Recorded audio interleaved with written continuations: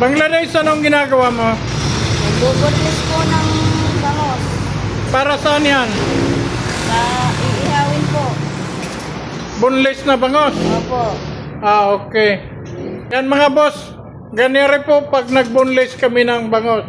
Yan, tinatsani.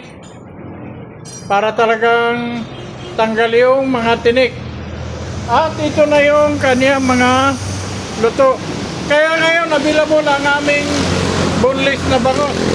Mga boss, inihaw na bunlis na bangos. At ang aming chicken inasal na talagang mga inahin. Okay, bukas po kami ngayon mga boss. Madami po kami niloloto. Lahat po, pwede kayo tumawag ngayon. Order kayo ng mga pirbilaw, crispy pata. Yan.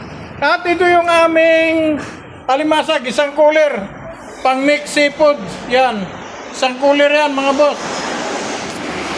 Okay, hanggang dito na lang. Kasi mga trilyo nagsasabing ang kalusugan na isang yaman. Kaya mga boss, ating pakaingatan sa pagkataking naranasan.